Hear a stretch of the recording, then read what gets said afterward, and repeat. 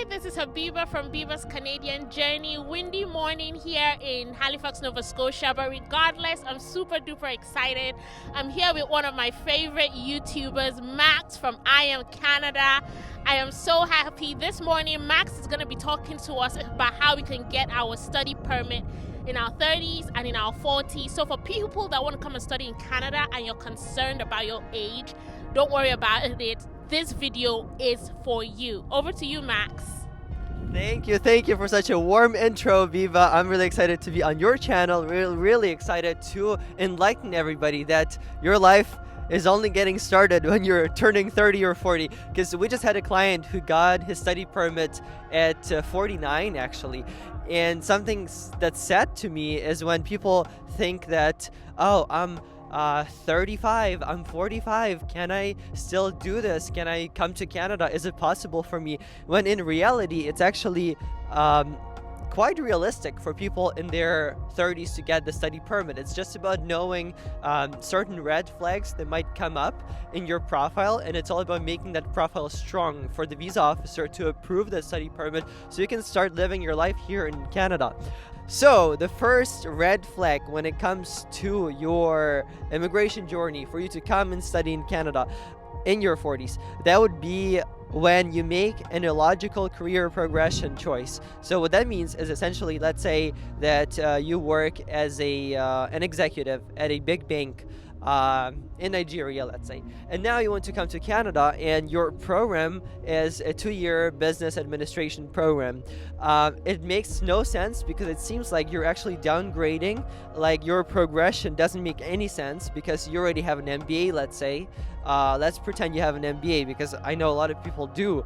And in that case, what you need to think about is finding gaps in what you didn't study during your MBA. So for example, it's quite easy for some people. We had a client who had an MBA. He was an executive in Turkey. He worked in marketing, and his MBA didn't really have a lot of digital marketing courses inside it. So essentially, we found those gaps and decided to opt for a digital marketing course, which was a 2-year program, but it made perfect sense to the visa officer as it was seen as he was trying to make up for the lack of that expertise.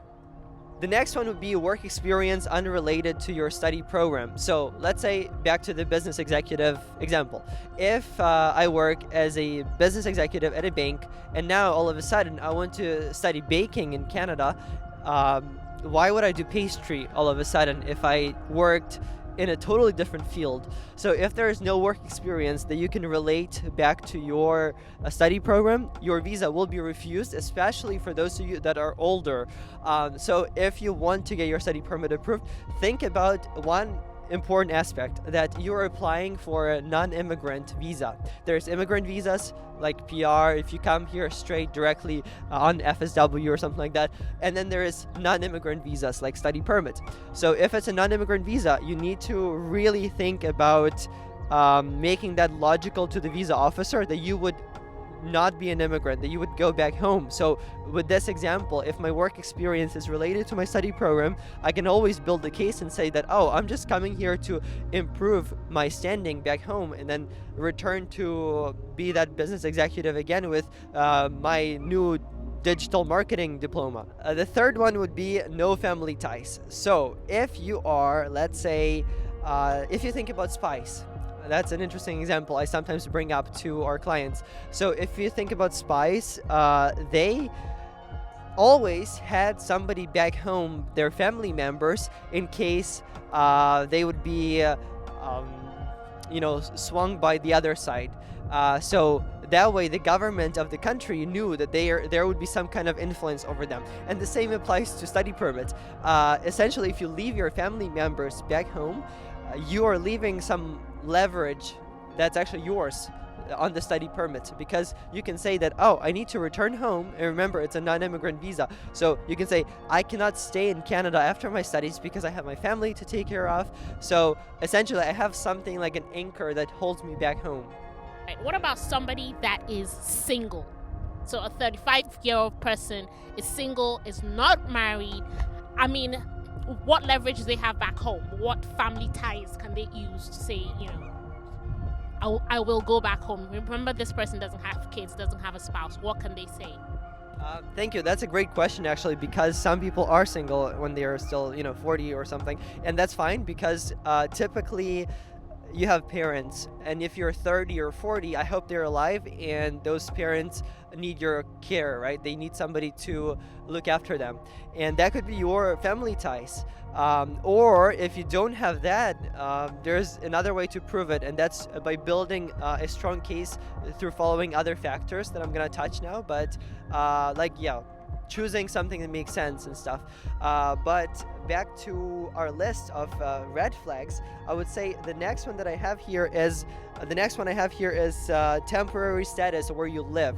So just like family holding you back, if you live in a country where your status is not permanent, there is nothing essentially that holds you there, right? So let's say you live in Dubai, but you don't have any kind of PR there. That way, the visa officer might think, okay, this person will just come to Canada. They have nothing in Dubai, so they will stay in Canada. So in that case, you need to really think about your network in Dubai, your connections there, and either build a case around your home country that you're planning to return home, let's say, to combine the experience you gained in Dubai, and then you'll have that expertise from your Canadian school in Canada, the network in Canada, come back home, start a business or something. Or you need to really think about how your Dubai situation can be tied to Canada in terms of how I have to go back, how there's something amazing here for me here that I just don't want to leave this place for permanently. So to that, one question, please. So somebody that is living somewhere as a temporary resident, would you advise that they go back home to make the application? Would that make sense to go back to their home country? I'll take this one. That's a great one because we do have sometimes people that wonder about this. It depends again on essentially if you sit down and ask yourself, where do I have stronger anchors that hold me back? So essentially, if I can go back home for some time, maybe for a year or two, if I can do something there that would demonstrate either work experience, preferably at a bigger company, or maybe if I could do a business there that would run successfully for at least a year or two.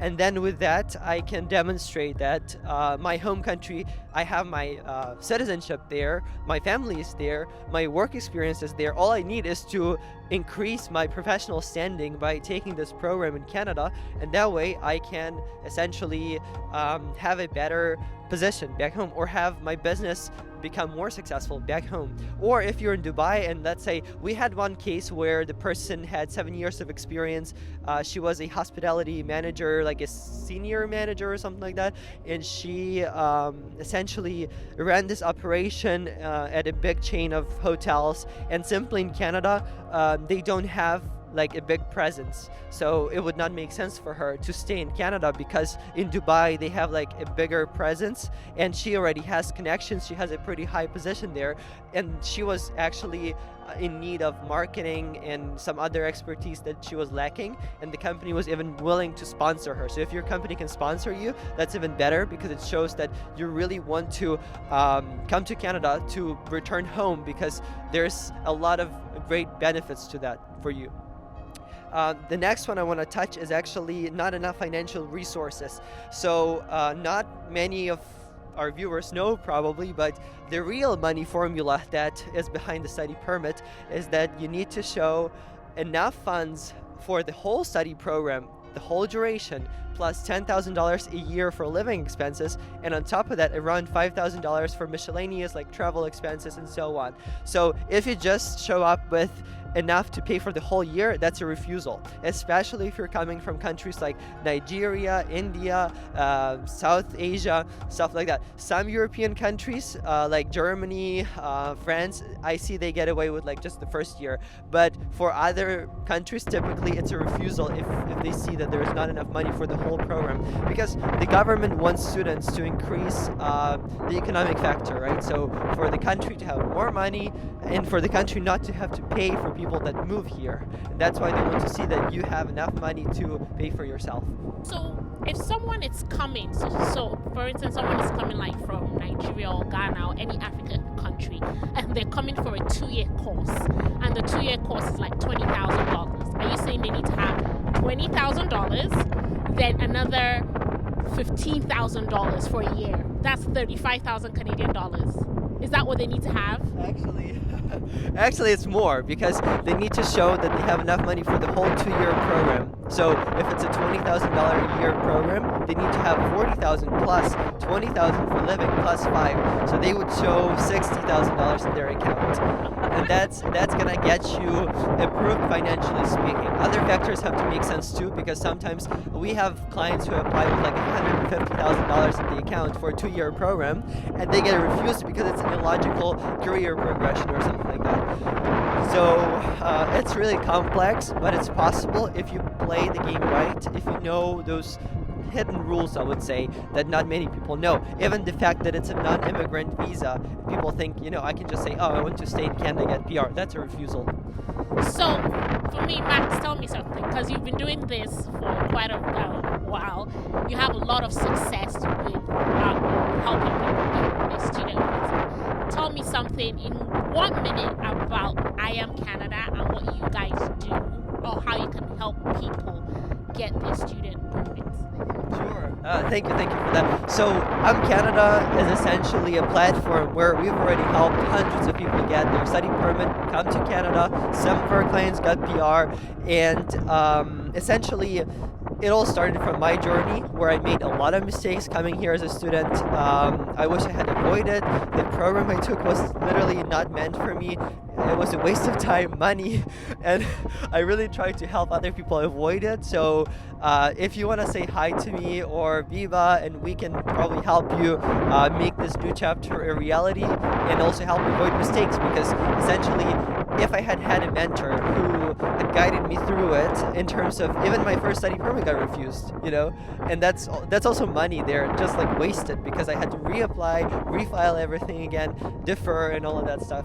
So essentially I'm here to help avoid mistakes for students, and we've already done it for a lot of people. Really want to do it for more people, and really one of my mission statements is to help 10,000 people move to Canada to study, and so far I'm on track. Thank you. Thank you. Yeah. Yes, so thank you so much, Max. So guys, honestly, Max has a lot of information when it comes to study permit, mistakes you can avoid, because what hurts a lot of people is not having the correct information. I always say this, that information is key, and for me, kind of getting it from the horse's mouth. He's done it before, he was rejected, and then he now knows what to do to help you, and he has helped a lot of people. And I know a lot of you guys are very, very skeptical about people being fraudulent, but you heard this from Beaver's Canadian Journey. Max is legit, and honestly, since I came to Nova Scotia, he's one of the nicest YouTubers, nicest people that I have met. So I Am Canada is your go-to guide for study permits. Okay, and until next time, keep watching Beaver's Canadian Journey, and I Am Canada, and I hope you enjoyed this video.